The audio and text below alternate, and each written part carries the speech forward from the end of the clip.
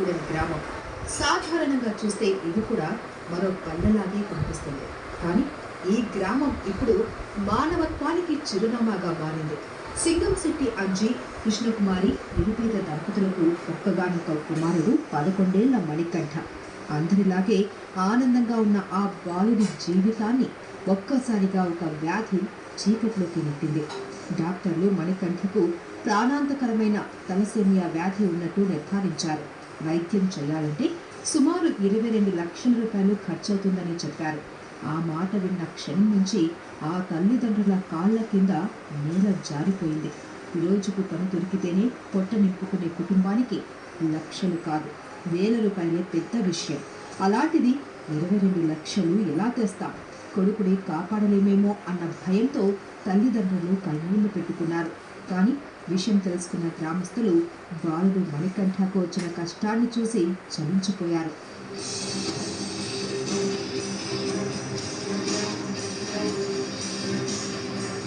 ఎప్పుడు రాజకీయ వర్గ పోరుతో హాట్గా ఉండే బయ్యన్నగూడెం గ్రామస్తులంతా ఏకమై బాలుడిని రక్షించాలి అని డిసైడ్ అయ్యారు. పార్టీలు, కులాలు, మతాలకు అతీతంగా అందరూ ఏకమై కమిటీగా ఏర్పడ్డారు. వీధి వీధి తిరిగారు, ఇంటికి వెళ్ళారు. ఒక్క రూపాయి అయినా సహాయం చేయండి అంటూ చేతులు చాచి విరాళాలు సేకరించారు. ఎవరికి చేతనైనంత వారు సహాయం చేశారు. సోషల్ మీడియాలో గ్రూపులు క్రియేట్ చేసి బాలుడి పరిస్థితిని అందరికీ తెలియజేశారు. స్వంత ఊరి బిడ్డను కాపాడాలి అంటూ విదేశాల నుంచి ఎన్ఆర్ఐలు సాయం పంపించారు. చుట్టుపక్కల గ్రామాల ప్రజలు కూడా చలించిపోయి తమ వంతు సహాయం చేశారు. ఇలా కేవలం 14 రోజుల్లోనే 17 లక్షల రూపాయలు సేకరించారు. అయితే ఇలాగ ఆపరేషన్ చేయాలని మొన్న హాస్పిటల్ చేస్తే ఆపరేషన్ చేయాలని చెప్పారండి. అలాగే 22 లక్షలు ఖర్చు అయిపోయింది, 2 లక్షలు తీసుకోండి అని చెప్పారు. అప్పటి నుంచి నేను హాస్పిటల్ నుంచి ఇంటికి వచ్చేసి ఇలాగ ఏం అర్థం కాక ఇలాగ అందరినీ ఇలా కూరలందరినీ కనుక్కుని ఇలా చేస్తే అప్పుడు వాళ్ళందరూ వచ్చండి, మీరు అందరూ సాయం చేస్తాను, అందరూ గ్రామాల పెద్దలు అందరూ కుర్రోళ్ళు అందరూ కలిసి తిరుగుతండి, మొత్తం మీ బాబుకి నేను ఉన్నాను, మేము సాయపడతాం. మీ ఊళ్ళో ప్రజలు అందరూ కూడా ప్రతి ఒక్కరు కూడా బాగా సాయం చేశారండి.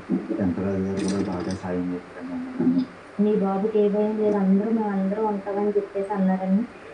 ఇక్కడ తేజ గారు, నరేష్ అన్నయ్య మొత్తం అందరూ వచ్చి మీకు ఏ భయం లేదు, మొత్తం ఆపరేషన్ ఖర్చు అంటే మేము మొత్తం డబ్బులను పెడతామని చెప్పేశారు. మొత్తం ఎప్పుడు లేదండి, మా బాబు మట్టి చాలా బాగా చేశారండి ఊరంతా యాక. అయితే మిగిలిన కొంత డబ్బును అందించేందుకు అదే గ్రామానికి చెందిన ఛత్రపతి సేవా సమితి అధ్యక్షుడు నాటకశాల వెంకటరాజు ముందుకొచ్చారు. బాలుడి పరిస్థితి తెలుసుకొని 5 లక్షల రూపాయల సహాయాన్ని గ్రామస్తుల సమక్షంలో అందించారు. ఇప్పటికే ఎన్నో సేవా కార్యక్రమాలు చేసిన వెంకటరాజు ఈ చిన్నారి కోసం కూడా పెద్ద మనసు చాటుకున్నారు. దాంతో మణికంఠ వైద్యానికి అవసరమైన 22 లక్షల రూపాయలు పూర్తిగా సమకూరాయి. మా ఊర్లో రాజకీయ సంబంధించి కొంచెం ఇష్యూస్ ఎక్కువ ఉంటాయి, అయినా కూడా దాన్ని పక్కన పెట్టి ఒక యువకుడు, ఒక చిన్న పసివాడి ప్రాణం కాపాడడం కోసం వీళ్ళందరూ కలిసికట్టుగా ముందుకు రావడం అనేది చాలా సంతోషించదగ్గ విషయం.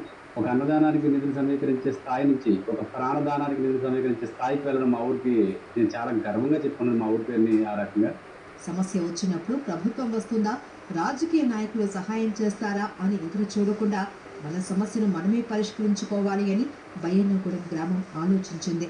పేదవాడి కష్టం చూసి పక్కకు తప్పుకునే సమాజంలో నీ కన్నీరు మా బాధ అని నిలిచింది గ్రామం.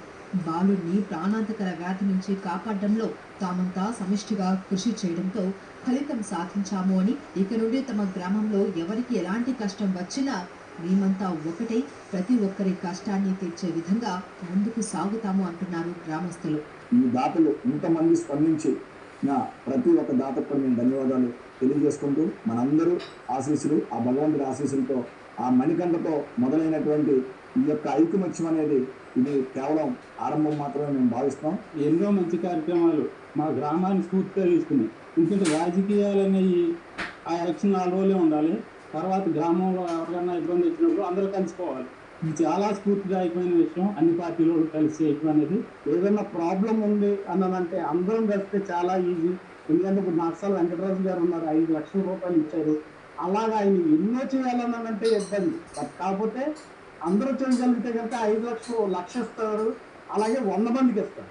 మనందరం కలెక్టివ్గా నా ప్రాబ్లమే కాదు అని చెప్పి వదిలేకుండా ప్రతి ఒక్కటి ప్రాబ్లం నా ప్రాబ్లం అని కూడా చూసుకుని మనం చేయగలిగితే కనుక ఎక్కడైనా మన ప్రాబ్లమ్స్ అనేవి ఉండవు. మానవత్వం అనేది బతుకుంది, ఇంకా ఇలాంటివి జరుగుతున్నాయి అని చెప్పి చూపించడానికి ఇది ఒక కేస్ స్టడీ లాంటిది.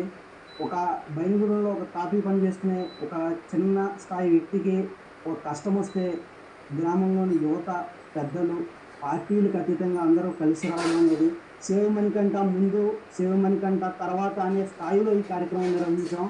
తమ బిడ్డ కోసం గ్రామమంతా నిలబడుతోంది అని ఊహించలేదు అంటూ బాలుడి తల్లిదండ్రులు భావోద్వేగానికి గురయ్యారు.